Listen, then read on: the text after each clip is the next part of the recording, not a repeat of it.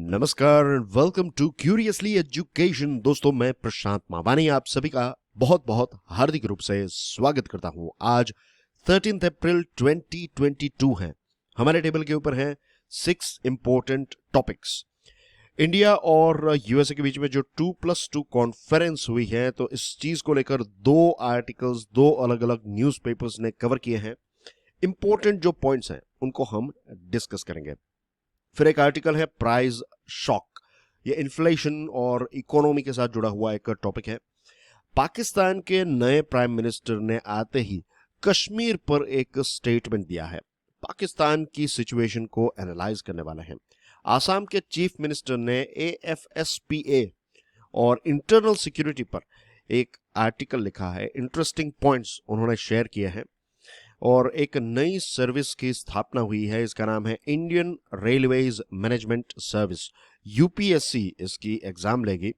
इस सर्विस के बारे में भी विस्तार से चर्चा करेंगे। कल जो मैंने आपको प्रश्न पूछा था, it was about Qutub Minar के कुतुब मीनार को कब वर्ल्ड हेरिटेज साइट का टैग यूनेस्को ने दिया, किस साल में दिया, तो इसका राइट आंसर है 1993। आप में से बहुत सारे स्टूडेंट्स ने इसका राइट आंसर प्रोवाइड किया है। और ये न्यूज में क्यों था? हाल ही में जो विश्व हिंदू परिषद है, तो इसके एक स्पोक्स पर्सन उन्होंने ये कहा कि कुतुब मीनार जो है वो एक्चुअली विष्णु स्तंभ है। तो इस स्टेटमेंट की वजह से कुतुब मीनार जो है वो न्यूज में था। लेकिन जो राइट टॉपिक या फिर जो चीज जिसके ऊपर हमें फोकस करना है वो ये है कि यूनेस्को ने वर्ल्ड हेरिटेज साइट का टैग इसको कब दिया, एंड दैट इज इन 1993। आगे बढ़े उससे पहले dear friends, do check out my motivational podcast curiously forever एवर। ये सभी बड़े पॉडकास्ट प्लेटफॉर्म्स जैसे कि स्पॉटिफाई, विंक म्यूजिक, जियो सावन, गाना, गूगल पॉडकास्ट, अमेजॉन म्यूजिक, इसके अलावा जो बड़े बड़े म्यूजिक और पॉडकास्ट के प्लेटफॉर्म्स हैं इस पर अवेलेबल हैं। In the shadow of war, the Hindu का ये आर्टिकल है। हाल ही में इंडिया और यूएसए के बीच में 2+2 मीटिंग हुई। What is 2+2? इसका मतलब क्या है? 2+2 में ये होता है कि हमारे डिफेंस मिनिस्टर और हमारे मिनिस्टर ऑफ एक्सटर्नल अफेयर्स या फिर एक्सटर्नल अफेयर्स मिनिस्टर्स की मुलाकात जो है, ये 2 हमारे देश के मिनिस्टर्स हैं और इनके काउंटर पार्ट यानी कि यूएसए के डिफेंस सेक्रेटरी और यूएसए के जो सेक्रेटरी ऑफ स्टेट यानी कि वहां के डिफेंस मिनिस्टर और वहां के फॉरेन मिनिस्टर्स के बीच में मुलाकात होती है। तो टोटल 4 लीडर्स मिलते हैं। 2+2 ये एक नया सेटअप है। आई थिंक ये 4th मीटिंग है दोनों देशों के बीच में। ये 2+2 फॉर्मेट की 4th मीटिंग है। तो ये 4th मीटिंग हुई और इस मीटिंग से पहले प्राइम मिनिस्टर नरेंद्र मोदी और यूएसए के प्रेसिडेंट जो बाइडेन के बीच में एक वर्चुअल समिट मीटिंग हुई। तो it was a very important meeting between India and USA. On the one hand, these high-level discussions represent continuity in the upward trajectory of India-US cooperation across a deep spectrum of bilateral cooperative engagement. देखिए, एक तरफ अगर हम देखें तो दोनों देशों के बीच में जो एक पूरा स्पेक्ट्रम है, मैंने कई बार ये स्पेक्ट्रम शब्द का इस्तेमाल किया है। स्पेक्ट्रम कैसा होता है कि इसमें बहुत सारे कलर्स होते हैं, isn't it? तो स्पेक्ट्रम डिप्लोमेसी की दुनिया में जब हम कहते हैं तो दोनों देशों के बीच में या फिर किसी भी 2 देश के बीच में जो रिलेशनशिप है वो किसी एक चीज को लेकर नहीं होता है।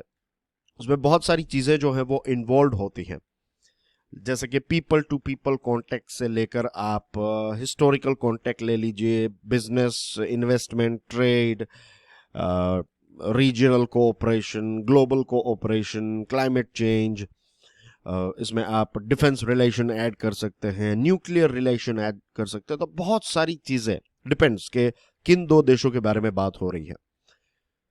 तो भारत और यूएसए के बीच में जो रिलेशनशिप है दोस्तों, तो इसका स्पेक्ट्रम काफी डीप है, काफी वाइड है।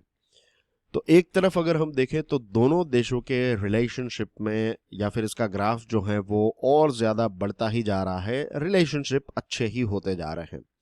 दूसरी तरफ यूक्रेन में जो क्राइसिस चल रही है, जो युद्ध चल रहा है, तो इस युद्ध में we know it very well कि दोनों देशों का स्टैंड जो है वो काफी अलग है। यूएसए एग्रेसिवली यहां पर एंगेज कर रहा है। व्हेन आई से aggressively, I am not saying कि यूएसए जो है वो रशिया के खिलाफ हथियार और ये सारी चीज़ें प्रोवाइड कर रहा है, लेकिन रशिया को रोकने के लिए एग्रेसिवली सैंक्शंस लगा रहा है, नेटो के देशों के साथ मिलकर बहुत सारी चीज़ें कर रहा है। लेकिन भारत जो है वो ये सारी चीज़ें नहीं कर रहा है। भारत जो है वो डिप्लोमेसी को ज़्यादा सपोर्ट कर रहा है। भारत ये कह रहा है कि बातचीत के माध्यम से जो है वो दोनों देशों को, रशिया और यूक्रेन को, प्रॉब्लम को सॉर्ट आउट करने की कोशिश करनी चाहिए, वगैरह वगैरह। ये सारी चीज़ें आप जानते हैं, तो I am not going to deep into it, but just highlight कर रहा हूँ यहाँ पर कि एक ऐसा टॉपिक है जिसको लेकर दोनों देशों के स्टैंड काफ़ी अलग नज़र आ रहे हैं, जो शेड्स हैं वो काफ़ी अलग हैं।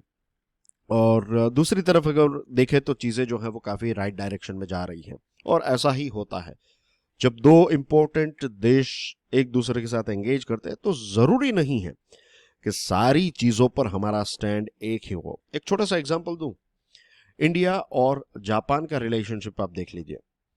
इंडिया और जापान जनरली अगर 100 चीज़ें हैं तो आई वुड से 95 चीज़ों पर हम दोनों एक पेज पर हैं। एक पेज यानी कि दोनों एक दूसरे के साथ सहमत है। लेकिन अगर आप वर्ल्ड ट्रेड ऑर्गेनाइजेशन की कुछ मीटिंग्स को देखेंगे तो यू विल फाइंड कि जापान हमारे खिलाफ होता है कुछ चीज़ों को लेकर। लेकिन इसका मतलब ये नहीं है कि 2-3 चीज़ें में हमारी सहमति नहीं है तो बाकी की जो 95% जितनी चीज़ें हैं उसको भी हम बिगाड़ दें। ऐसा नहीं होता। डिप्लोमेसी में क्या होता है कि अब ट्राई करते हैं कि ज़्यादा से ज़्यादा चीज़ें जो हैं वो कॉमन रहे, या फिर दोनों देशों के स्टैंड जो है वो एक जैसे रहें, और जो भी प्रॉब्लम्स हैं उनको धीरे धीरे करके सॉर्ट आउट करने की कोशिश की जाती है। This is how diplomacy works. Although there are marked differences between their strategic positions, जैसे मैंने आपको बताया कि strategic positions की बात करें, particularly यहाँ पर मैं बात कर रहा हूँ, या फिर ये आर्टिकल बात कर रहा है यूक्रेन के बारे में, तो दोनों देशों की जो स्ट्रेटेजिक पोजीशन है उसमें बहुत बड़ा डिफरेंस है। लेकिन हाँ, दोनों देशों ने वायोलेंस का कंडेम किया है, इसकी निंदा की है कि वायोलेंस का इस्तेमाल जो सिविलियंस के खिलाफ हो रहा है वो नहीं होना चाहिए। इसी के साथ public health, space and technology cooperation, territorial, maritime, cyber security, climate crisis, ये कुछ ऐसे टॉपिक्स हैं जिनको लेकर दोनों देशों के बीच में काफ़ी डिस्कशन भी हो चुकी है। दोनों देश ये सारे क्षेत्रों में मिलकर काम करना चाहते हैं, लेकिन कोविड की वजह से ये सारे टॉपिक्स जो हैं वो बैक बेंच में चले गए थे। इनके ऊपर जो डिस्कशन होनी चाहिए थी, जो पार्टनरशिप होनी चाहिए थी,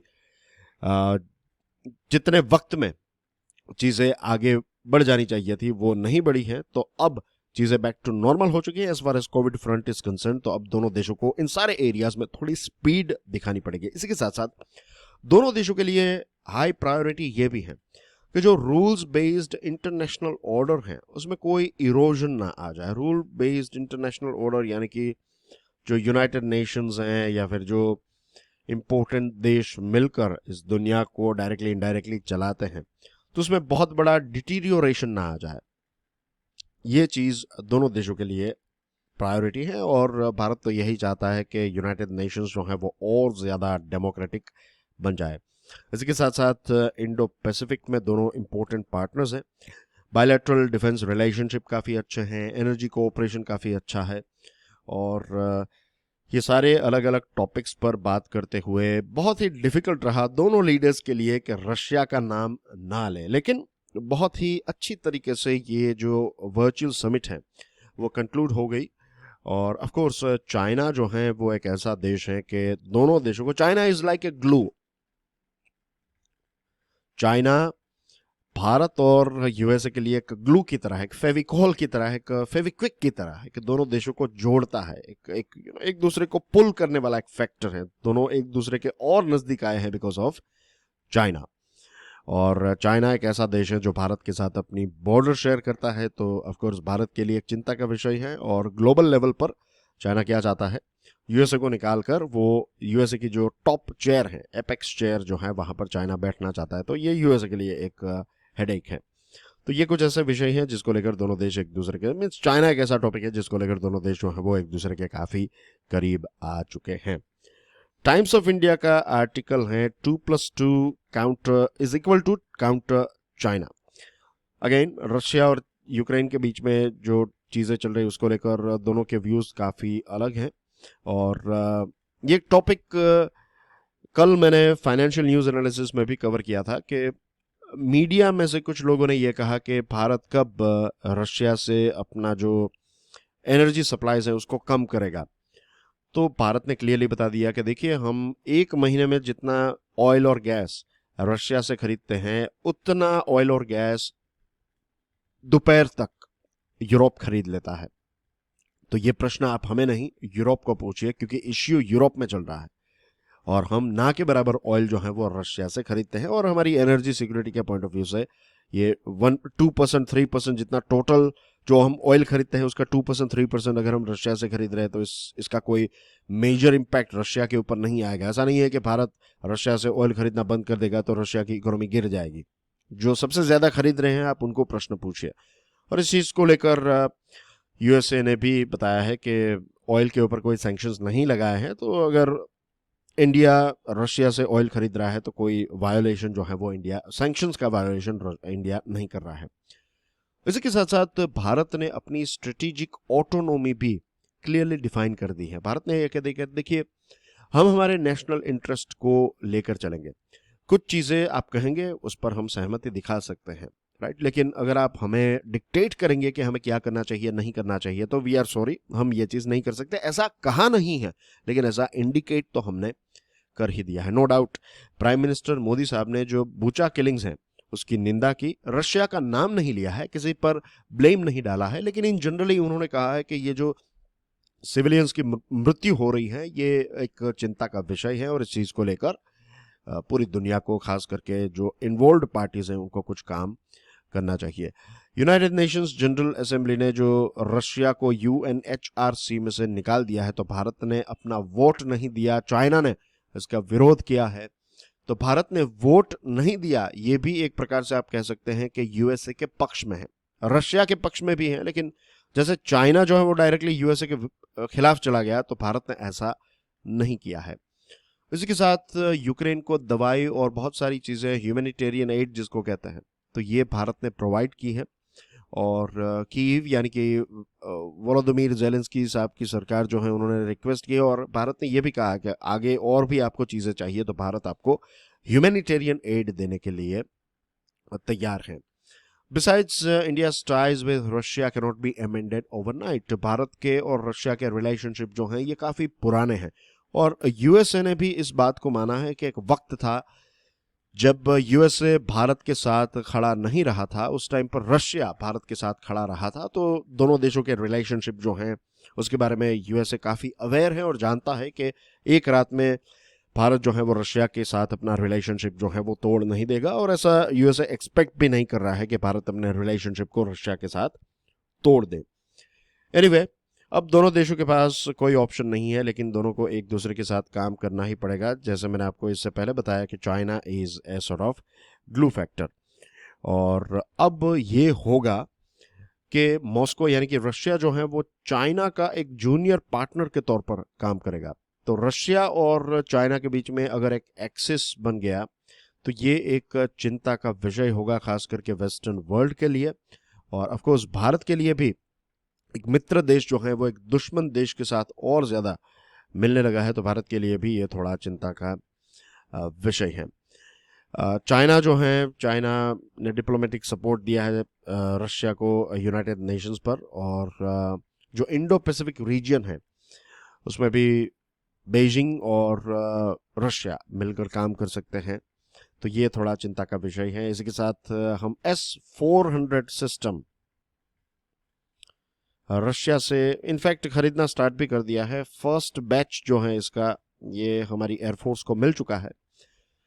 तो इसके ऊपर सैंक्शंस जो कात्सा सैंक्शंस है ये यूनिलैटरल सैंक्शंस हैं, यूएसए ने खुद ने अपने लॉ बनाकर ये सैंक्शंस डिजाइन किए हैं, ये कोई यूनाइटेड नेशंस के द्वारा बैक्ड सैंक्शंस नहीं है। तो इस चीज को लेकर भी क्लैरिटी होगी और अभी तो यही इंडिकेशन है कि यूएसए जो है ये सैंक्शंस भारत पर नहीं लगाएगा। S-400 पर जो सैंक्शंस है उसकी इंपैक्ट भारत पर नहीं होगी। डिफेंस की बात करें तो यूएसए को ट्रांसफर ऑफ टेक्नोलॉजी करनी चाहिए। This will be a big boost for India and USA both. इसके साथ दोनों देशों ने स्पेस सिचुएशनल अवेयरनेस अरेंजमेंट तो इसको साइन कर लिया है और साइबर स्पेस पर दोनों देश साइबर स्पेस वाला क्षेत्र जो है तो यहाँ पर और ज्यादा कोऑपरेशन को डीप करने की बात है। और इसके साथ पाकिस्तान की अगर हम बात करें तो पाकिस्तान का नाम लेकर एक स्टेटमेंट दिया गया है कि पाकिस्तान को अपनी टेरिटरी का इस्तेमाल टेररिज्म के लिए नहीं करना चाहिए और जितने भी टेररिस्ट ऑर्गेनाइजेशंस वहां पर एक्टिव हैं तो उनको बंद करना चाहिए। तो ये बात भी दोनों देशों ने बताई है। तो that's everything about India USA 2+2 conference as well as India USA virtual summit Joe Biden साहब और प्राइम मिनिस्टर मोदी साहब के बीच में हुई। तो उसके सारे इंपॉर्टेंट पॉइंट्स मैंने आपको यहां पर एक्सप्लेन कर दिए हैं। प्राइस शॉक, पायोनियर का ये आर्टिकल है। अब ये आर्टिकल पढ़ने की भी जरूरत नहीं है। प्राइस शॉक की बात करें, वी नो कि इन्फ्लेशन जो है वो काफी ज्यादा हो चुका है हमारे देश में, और कोविड-19 पेंडेमिक जब से इसकी शुरुआत हुई है तब से हमारे देश में अनएम्प्लॉयमेंट काफी ज्यादा हुआ है, गरीबी काफी ज्यादा एक्सपांड हुई है और चीज़ों की कीमत जो है वो बढ़ती जा रही है। और ऊपर से पेट्रोल, डीजल, कुकिंग गैस, दूसरी एसेंशियल आइटम्स की चीज़ें जो हैं, मीन्स इसकी प्राइसेस जो हैं वो काफ़ी बढ़ चुकी हैं। इसके लिए आर्टिकल पढ़ने की ज़रूरत नहीं है। We can feel the burn, isn't it. जो लोगों की सेविंग्स खत्म हो गई थी, अब चीज़ें बैक टू नॉर्मल हो रही है। लोग जो है वो वापस काम पर जा रहे हैं और थोड़े बहुत पैसे सेव करने की कोशिश कर रहे हैं, और ऊपर से ये सारी चीज़ों की प्राइस जो है वो इंक्रीज हो गई, तो लोगों की जेब जो है वो और ज़्यादा खाली हो रही है। कंज्यूमर प्राइस बेस्ड इन्फ्लेशन जो है, रिटेल इन्फ्लेशन की बात करें तो मार्च में ये 6.95%, लगभग आप पकड़ लीजिए 7% था, और फरवरी में इट वाज 6.07%। ये तीसरा ऐसा स्ट्रेट मंथ है जब retail inflation, reserve bank of India का जो कंफर्ट जोन है, सरकार ने रिजर्व बैंक ऑफ इंडिया को एक रिस्पॉन्सिबिलिटी दी है कि इन्फ्लेशन जो है वो 4% होना चाहिए। मैक्सिमम रेंज कितनी होनी चाहिए? 6% से ज्यादा नहीं होना चाहिए, और मिनिमम 2% से कम नहीं होना चाहिए। इसके बीच में 2 से लेकर 6% के बीच में होना चाहिए। और ये 3 महीनों से हम देख रहे हैं कि 6% से ज्यादा इन्फ्लेशन का आंकड़ा आ रहा है। हाल ही में former union finance minister P Chidambaram साहब ने यह कहा है कि सोशल सेक्टर के पीछे जो सरकार पैसे खर्च करती है, तो 2014-15 के मुकाबले देखा जाए तो इसमें ड्रॉप देखने को मिला है। तो डायरेक्टली उन्होंने सरकार पर एक उंगली उठाई है। और दूसरी तरफ जो हमारा नेशनल कैपिटल है दिल्ली, तो 18 अप्रैल की डेडलाइन दी है। मीन्स जो टैक्सी ड्राइवर्स और कैब ड्राइवर्स, ऑटो ड्राइवर्स जो हैं, तो उन्होंने ये कहा है कि कंप्रेस्ड नेचुरल गैस की प्राइस में जो एक उछाल देखने को मिला है, तो उन्होंने ये कहा है कि 35 रुपीज पर किलो सब्सिडी उनको मिलनी चाहिए। अगर ये चीजें सॉर्ट आउट नहीं हुई तो 18 अप्रैल से वो हड़ताल पर उतर जाएंगे। इनडिफाइनाइट स्ट्राइक की एक बात जो है वो कैब और ऑटो ड्राइवर्स ने कही है। और पिछले कुछ दिनों की बात करें तो एक महीने, मीन्स लास्ट मंथ की बात करें तो 13.1 रुपीज पर किलोग्राम सीएनजी की प्राइस इंक्रीज हुई है। अभी नेशनल कैपिटल में सीएनजी की प्राइस है 69.11 रुपीज पर किलो, और पेट्रोल और डीजल की प्राइस पिछले 16 दिनों में 10 रुपए इंक्रीज हुई है। तो we can feel the pinch of this inflation. The bogey is back, Pioneer का ये आर्टिकल है। वी नो कि पाकिस्तान की इकोनॉमी काफी ट्रबल में चल रही है। प्राइस राइज, इन्फ्लेशन वहां पर ज्यादा है, अनएम्प्लॉयमेंट बहुत ज्यादा है, और ऊपर से अफगानिस्तान बेस्ड जो टेरर ग्रुप्स हैं वो पाकिस्तान के बहुत सारे इलाकों में टेरर अटैक्स कर रहे हैं। तो ये क्या है? ये है बिग ट्रबल्स। अगर सिंपल किसी भी कॉमन सेंस वाले व्यक्ति को अगर आप पूछेंगे कि अगर आपको पाकिस्तान का प्राइम मिनिस्टर बनाया जाए तो आप कौन सी चीजें ऐसी हैं जिस पर सबसे ज्यादा फोकस करेंगे, तो ये 4-5 पॉइंट्स जो हमने डिस्कस किए, ऑफ कोर्स इसी पर ही नए प्राइम मिनिस्टर का फोकस होगा। इसलिए ये एक बहुत ही कॉमन सेंस वाली बात है, लेकिन we are talking about Pakistan.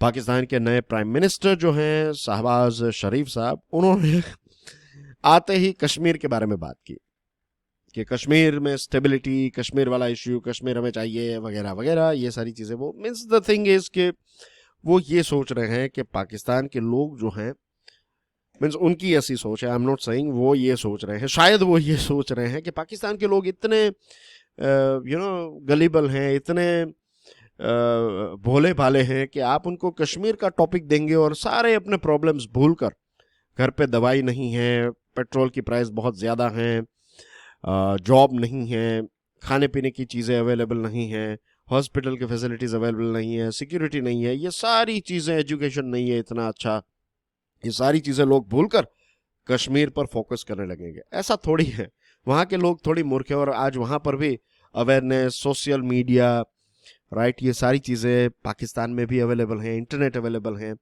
वहाँ के जो यंगस्टर्स हैं उनके भी एस्पिरेशंस हैं, जैसे भारत के यंगस्टर्स के एस्पिरेशंस हैं कि नया घर चाहिए, कार चाहिए, शादी करनी है, राइट, वर्ल्ड टूर पर जाना है, नया मोबाइल चाहिए, नया कंप्यूटर चाहिए, अच्छे कपड़े चाहिए, हेल्थ फैसिलिटीज़ चाहिए, सोसाइटी में इज्जत चाहिए। ये सारी चीज़ें, ये कॉमन ह्यूमन एस्पिरेशंस जो हैं वो पाकिस्तान के यंगस्टर्स के भी हैं। तो कश्मीर का टॉपिक आप नाम लेकर अगर ये सोच रहे हैं कि लोग जो हैं वो सारी चीज़ें भूलकर कश्मीर के ऊपर फोकस करेंगे, तो ये एक बहुत ही रॉन्ग फुट से उन्होंने अपनी नई सरकार की शुरुआत की है। और उनको ये लग रहा है कि कश्मीर की बात करेंगे तो पूरी दुनिया जो है वो कश्मीर के बारे में सोचने लगेगी। That is also not right. दुनिया भी अभी इन्फ्लेशन और स्टेबिलिटी और इन सारी चीज़ों के बारे में सोच रही है, और कश्मीर के बारे में भारत का स्टैंड भी काफ़ी क्लियर है और दुनिया को भी पता है कि वहाँ पर क्या चल रहा है। इसके साथ रही बात भारत की, तो हमारे प्राइम मिनिस्टर साहब ने ट्वीट करके बता दिया है कि न्यू दिल्ली चाहता है, भारत ये चाहता है कि पीस एंड स्टेबिलिटी रहे इस पूरे क्षेत्र में, और ये रीजन जो है ये फ्री ऑफ टेरर रहे। तो एक प्रकार से पाकिस्तान को हमने बता दिया है कि अब नई सरकार आई है, नए प्राइम मिनिस्टर आए हैं, तो आप टेररिज्म को यहाँ से हटाइए। आप एक बार टेररिज्म को हटाकर देखिए, ये सारे प्रॉब्लम्स जो हैं वो भारत सॉल्व करने में आपकी मदद करेगा। बस टेररिज्म जो है उसका सहारा लेना छोड़ दीजिए। टेररिज्म जाएगा तो कश्मीर वाला टॉपिक भी सॉल्व हो जाएगा और इकोनॉमिक डेवलपमेंट भी होगा। सार्क जो रीजन है उसको फिर से, ये सार्क जो ग्रुप है उसको फिर से रीएक्टिवेट किया जा सकता है, वगैरह वगैरह। अब देखिए, पाकिस्तान जो है वो इंटरनेशनल कम्युनिटी के सामने एक्सपोज्ड है। तालिबान के साथ उनके रिलेशनशिप पूरी दुनिया जानती है, और जो मर्सिनरी टेररिस्ट है, मर्सिनरी यानी कि ऐसे लोग होते हैं जो ट्रेंड हैं, राइट, उनको आप पैसे देंगे, उनकी कोई वफादारी किसी भी ग्रुप के साथ नहीं है, उनकी वफादारी सिर्फ पैसों के साथ होती है। तो आप उनको पैसे दीजिए, वो किसी भी युद्ध में आ जाएंगे। It's like they are like paid soldiers, वो किसी देश के लिए नहीं, पैसों के लिए फाइट करते हैं। तो ऐसे भी बहुत सारे टेररिस्ट ग्रुप्स जो हैं वो पाकिस्तान में एक्टिव हैं। रही बात FATF की, फाइनेंशियल एक्शन टास्क फोर्स की, तो इसका एक प्रश्न आपको पूछ लेता हूं। FATF का हेड क्वार्टर किस सिटी में है? ये आपका क्वेश्चन नंबर 1 है। FATF ने पाकिस्तान को ग्रे लिस्ट में रखा है, बिकॉज पाकिस्तान में आज भी जो टेरर फाइनेंसिंग है वो चल रहा है। तो इन सारी चीजों पर पाकिस्तान को फोकस करना चाहिए। और जो क्रॉस बॉर्डर टेररिज्म हो रहा है, पाकिस्तान जो चीजें भारत के खिलाफ यूज करता था, आज उसी चीज का पाकिस्तान शिकार हो चुका है। तो ये सारे टॉपिक्स पर अगर पाकिस्तान के नए प्राइम मिनिस्टर फोकस करें तो it will be much better for Pakistan, Pakistan के लोगों के लिए भी मच बेटर होगा, और इसी के साथ साथ देश, रीजन और दुनिया के लिए भी ये अच्छी बात होगी। Healing old fort lines with new democratic initiatives, times of India का ये आर्टिकल है। ये आर्टिकल लिखा है चीफ मिनिस्टर ऑफ आसाम ने, बीजेपी के लीडर हैं। ऑफ कोर्स थोड़े पॉलिटिकल पॉइंट्स आपको यहां पर देखने को मिलेंगे, but we can of course understand that, right. वो कांग्रेस के खिलाफ कुछ कहेंगे, भाजपा के बारे में तारीफ करेंगे, विच इज वेरी नेचुरल। अगर आप भी भाजपा में होते, या फिर मैं होता, या फिर मैं कांग्रेस में होता, या फिर आप कांग्रेस में होते, या फिर XYZ किसी भी पार्टी में होते, तो हम आर्टिकल लिखते तो उसमें कुछ ना कुछ तो अपनी पार्टी के बारे में लिखते। तो when you are preparing for civil services या फिर कॉम्पिटिटिव एग्जामिनेशन की प्रिपरेशन कर रहे हैं, तो you have to keep an eye. एक इंपॉर्टेंट चीज आपको टिप बता देता हूं, एक इंपॉर्टेंट ट्रिक और टिप है कि अगर आपको लेट्स से कोई चीफ मिनिस्टर आर्टिकल लिख रहे हैं, किसी राज्य के मिनिस्टर कोई आर्टिकल लिख रहे हैं, प्राइम मिनिस्टर ने आर्टिकल लिखा है, या फिर किसी यूनियन मिनिस्टर ने आर्टिकल लिखा है, तो ऐसे आर्टिकल्स को आपको पढ़ना चाहिए। इसमें आपको कुछ पॉलिटिकल पॉइंट्स देखने को मिलेंगे, कुछ, ऐसा नहीं है पूरा का पूरा पॉलिटिकल होगा, कई हो सकते हैं। अगर ऐसे भी हैं तो ignore them, just go through it, 5 minute लगेंगे, दैट्स इट। लेकिन ऐसे जब जनरली क्या होता है कि लेट्स से बीजेपी के किसी लीडर ने लिखा या फिर कांग्रेस के लीडर ने लिखा, तो उसमें पॉलिटिकल पॉइंट्स ज्यादा होते हैं।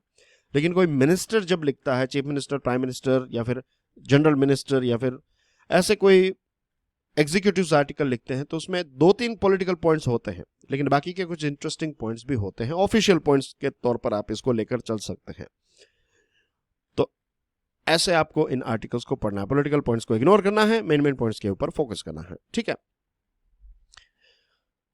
The withdrawal of armed forces special powers act, AFSPA, AFSPA जिसको कहते हैं, आसाम के बहुत सारे लगभग 60% जितना रीजन जो है आसाम का, वहां से AFSPA को हटाया गया है। मणिपुर में से हटाया गया है, नागालैंड में से हटाया गया है। तो इट्स अ बिग सरप्राइज। ऐसा लग रहा था कि AFSPA जो है वो चलता ही रहेगा, और पिछले 32 ईयर्स से, जब से AFSPA आसाम में चल रहा है, तब से 62 टाइम्स इसको एक्सटेंड करने की रिक्वेस्ट जो है वो आसाम से मिलती रही है। लेकिन अब देखिए 60% जितना जो है वो रीजन AFSPA फ्री हो गया है। This is a big victory, और इसके पीछे 2 बड़े रीजंस उन्होंने बताए हैं। नंबर 1 इज कि नॉर्थ ईस्ट में और इन जनरल इंडिया में लॉ एंड ऑर्डर सिचुएशन जो है वो काफी इंप्रूव हुई है, नो डाउट अबाउट इट। बहुत सारे मिलिटेंट आउटफिट्स ने अपने हथियार जो हैं वो छोड़ दिए हैं, हथियार को नीचे रख दिया है। और सेकंड जो है वो है कि सेंट्रल गवर्नमेंट ने काफी अच्छा रोल प्ले किया है। त्रिपुरा में 2015 से AFSPA हटाई गई है, मेघालय में 2018 में, 60% ऑफ आसाम इन 2022, मणिपुर और नागालैंड में से भी कंप्लीटली हटाया गया है। और ये सारे अच्छे पॉजिटिव पॉइंट्स हैं, इज इट। और ये सारी चीज़ें अगर आप देखें तो 2014 के बाद हुई हैं। तो बेसिकली प्राइम मिनिस्टर मोदी साहब की सरकार जब से आई है, तब से इस रीजन में काफ़ी अच्छा डेवलपमेंट और सिक्योरिटी के पॉइंट ऑफ व्यू से देखें तो बड़े बड़े चेंजेस हमें देखने को मिल रहे हैं। और इसी के साथ यहाँ पर आर्टिकल में ये भी लिख रहे हैं कि यहाँ की जो नॉर्थ ईस्टर्न स्टेट्स की जो राज्य सरकारें हैं और सेंट्रल होम मिनिस्ट्री जो है, यूनियन होम मिनिस्ट्री, तो इन दोनों के बीच में बहुत ही डेमोक्रेटिक तरीके से चीजें डिस्कस हो रही हैं, काम हो रहा है। तो ये भी एक बहुत ही इंपॉर्टेंट रीजन है कि ये सारे बदलाव हमें देखने को मिल रहे हैं। इसके साथ प्राइम मिनिस्टर नरेंद्र मोदी साहब ने नॉर्थ ईस्ट पर काफी ज्यादा फोकस किया है। अभी तक के हमारे देश के इतिहास में पहली बार ऐसा हुआ है कि कोई एक प्राइम मिनिस्टर जो है वो 50 से भी ज्यादा बार नॉर्थ ईस्ट की यात्रा पर गए हैं। तो दिस इंडिकेट्स के प्राइम मिनिस्टर मोदी साहब की सरकार जो है वो नॉर्थ ईस्ट को काफी ज्यादा सपोर्ट कर रही है, काफी मींस उसके डेवलपमेंट के पोटेंशियल को जानती है। और again I would like to add one more point जो मिनिस्टर साहब ने कवर नहीं किया, दैट इज के जो नॉर्थ ईस्ट रीजन है ना, ये आसियान के रीजन के साथ जुड़ा हुआ है। तो यहाँ का डेवलपमेंट होगा तो यहाँ की कनेक्टिविटी काफी इंप्रूव होगी, right. Bodo peace accord sign हो चुका है, Karbi Anglong peace accord sign हो चुका है, और इसी के साथ 6,900 इंसर्जेंट कैडर्स ने 4,800 जितने अपने हथियार जो हैं उनका त्याग कर दिया। इसी के साथ जो क्रॉस बॉर्डर सिंडिकेट्स हैं, फॉर एग्जांपल वाया म्यांमार, अगर कोई फाइनेंशियल ऑक्सीजन प्रोवाइड करता है इन सारे इंसर्जेंट ग्रुप्स को, तो इनके खिलाफ जीरो टॉलरेंस अप्रोच जो है वो हमारी सेंट्रल एजेंसीज ने डिस्प्ले किया है। इसके साथ जो 23 इयर्स से एक इश्यू चल रहा था, कुछ 37,000 जितने जो ब्रू कम्युनिटी के लोग मिजोरम को छोड़कर त्रिपुरा में आ गए थे, तो जनवरी 2020 में उनको परमानेंट वो त्रिपुरा में रह सके ऐसा भी एग्रीमेंट हुआ। तो ब्रू लोगों को एक चॉइस मिली, या तो वो त्रिपुरा में रहे या फिर अगर वो वापस मिजोरम जाना चाहते हैं तो जा सकते हैं। बहुत सारे लोगों ने यही तय किया है कि वो त्रिपुरा में रहेंगे। तो जो इंटरनल डिस्प्लेसमेंट हमारे देश में हुआ है, तो उसको लेकर भी एक नया बेंचमार्क, ये ब्रू कम्युनिटी वाला जो टॉपिक है उसने एक नया बेंचमार्क हमारे देश में सेट किया है। तो ये भी एक काफी पॉजिटिव चीज है। इसके साथ बॉर्डर सिक्योरिटी फोर्स BSF को human trafficking, drug, cattle smuggling, ये सारी चीजों की रिस्पॉन्सिबिलिटी भी दी है, जिसमें एक अच्छा रिजल्ट हमें देखने को मिला है। और हीनियस क्राइम्स जो हैं तो उनको सॉर्ट आउट करने के लिए सेंट्रल गवर्नमेंट और स्टेट गवर्नमेंट मिलकर काम कर रही है। कांग्रेस की लेगेसी के बारे में उन्होंने कहा है कि जो नॉर्थ ईस्टर्न स्टेट्स की जो बॉर्डर्स है उनको फटाफट बनाया गया था, हर्डली जल्दबाजी में बनाया गया था, तो उसकी वजह से ये सारे इश्यूज चल रहे हैं। लेकिन ये सारे इश्यूज भी धीरे धीरे सॉल्व हो रहे हैं। फॉर एग्जांपल आसाम ने मेघालय के साथ एक MOU साइन किया है, और दूसरे राज्यों के साथ भी धीरे धीरे MOU साइन होगा। 2009 में लेफ्ट विंग एक्सट्रीमिज्म जो है वो अपने पीक पर था, अब 77% इसमें ड्रॉप देखने को मिला है। कई लोगों का ये कहना था कि आर्टिकल 370 के बाद टेररिज्म जो है वो काफ़ी ज़्यादा बढ़ जाएगा, लेकिन ऐसा नहीं है। CRPF की ज़रूरत आने वाले समय में जम्मू एंड कश्मीर में नहीं पड़ेगी, ऐसा गवर्नमेंट ऑफ इंडिया ने बताया। दैट मीन्स कि स्टेबिलिटी जो है वो धीरे धीरे आ रही है, और आने वाले समय में जो ये इंटरनल सिक्योरिटी जिस प्रकार से मजबूत होती जा रही है, तो एक नए सुवर्ण युग की शुरुआत होगी और आने वाली जनरेशन्स जो हैं, नॉर्थ ईस्ट की जनरेशन्स, उनको इनका बेनिफिट मिलेगा। रेलवेज की बात करें, द हिंदू का ये आर्टिकल है, एक गैजेट नोटिफिकेशन इश्यू किया गया और एक नई service Indian railway management service IRMS की स्थापना की गई।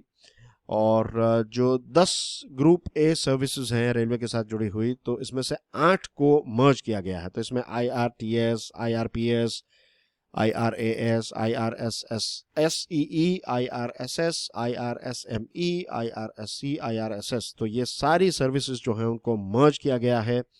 ये हमारे इंडिपेंडेंस के बाद सबसे बड़ा ब्यूरोक्रेटिक ट्रांसफॉर्मेशन है। 8000 जितने स्ट्रॉन्ग कैडर ये सर्विस में मर्ज हो जाएंगे और ये एक नई सर्विस जो है IRMS, तो इसमें 8000 जितने स्ट्रॉन्ग ऑफिसर्स होंगे। ये 8 सर्विसेज के ऑफिसर्स को मर्ज करके एक सर्विस में तब्दील किया गया है। और इसी के साथ जो रेलवे की अलग अलग ये 8 सर्विसेज की जो टॉप हैवी ब्यूरोक्रेसी थी, टॉप पर इतने सारे लेवल की टॉप ब्यूरोक्रेसी को मर्ज करना, तो ये जो टॉप हैवीनेस है उनको रिमूव किया जाएगा। तो इससे डिसीजन मेकिंग और ज़्यादा फास्ट हो जाएगा और IRMS जो है वो UPSC के माध्यम से लोगों को रिक्रूट करेगी। नए जो लोग रिक्रूट होंगे तो उनको आने वाले 30 सालों की जो डिमांड है रेलवेज की, उनको ध्यान में रखते हुए ट्रेन किया जाएगा। राइट एप्टीट्यूड वाले लोग को हायर करना पड़ेगा, क्योंकि रेलवे सर्विस जो है, इंडियन रेलवेज ऑफिसर्स जो हैं, उनका दिन 6 बजे सुबह स्टार्ट हो जाता है, उनकी ऑफिस आवर्स। और ये एक ऐसी सर्विस है जिसमें देर रात तक को भी काम करना है, आप घर चले गए तब भी आपको बुलाया जाएगा, काम करना पड़ेगा, क्योंकि रेलवेज जो है ये 24/7 काम करती हैं और हर रोज़ आपको नए नए चैलेंजेस जो हैं वो फेस करने पड़ते हैं। तो यहाँ पर हमें ऐसे यंगस्टर्स की, ऐसे ऑफिसर्स की ज़रूरत है जो पंक्चुअल हो। अगर वो पंक्चुअल रहेंगे तो ट्रेन टाइम पर पहुंचेगी। और इसी के साथ साथ इंजीनियरिंग से लेकर कोऑर्डिनेशन की स्किल्स की उनकी रिक्वायरमेंट होगी। इसी के साथ नई नई टेक्नोलॉजी को लेकर उनको खुद को, अपने आप को अपग्रेड रहना पड़ेगा, तब जाकर वो रेलवेज को अपग्रेड रख पाएंगे। वर्किंग आवर्स, अगर कोई ऐसा सोच रहा है कि फिक्स्ड वर्किंग आवर्स वाली जॉब उनको चाहिए, तो रेलवेज उनके लिए नहीं है। ये उन लोगों के लिए है जो चैलेंजेस को उठाने के लिए तैयार हैं, मैनेजमेंट स्किल्स डिस्प्ले करने के लिए तैयार हैं। और रेलवेज के बारे में आप जानते हैं, it is called as lifeline of our Indian economy. तो लॉजिस्टिक सेक्टर के लिए बहुत ही इंपॉर्टेंट रोल प्ले करता है। इसी के साथ साथ आने वाले समय में जो चेंजेस आ रहे हैं अब लॉजिस्टिक्स में और इकोनॉमी का जो टारगेट है, तो उन सारी चीज़ों को अचीव करने के लिए हमें ये यंग ऑफिसर्स की बहुत ज़्यादा ज़रूरत है। और पहले क्या था, ये अलग अलग जो 8 सर्विसेज थी, तो ये सारी सर्विसेज जो हैं वो सिलोज में काम करती थी, अपने अपने क्षेत्र में ही काम करती थी। लेकिन अब ये IRMS जो है वो कोऑर्डिनेशन में सारे ऑफिसर्स जो हैं वो काम करेंगे। और हर साल UPSC के माध्यम से कुछ फ्यू हंड्रेड IRMS ऑफिसर्स को हायर किया जाएगा, उनको ट्रेन किया जाएगा। और धीरे धीरे करके, जैसे ये जो अभी करंट ये 8 सर्विस के ऑफिसर्स हैं, जैसे वो रिटायर होते जाएंगे, वैसे फ्यूचर में धीरे धीरे करके डायरेक्टली IRMS के ऑफिसर्स जो हैं वो मैक्सिमम यहाँ पर होते जाएंगे।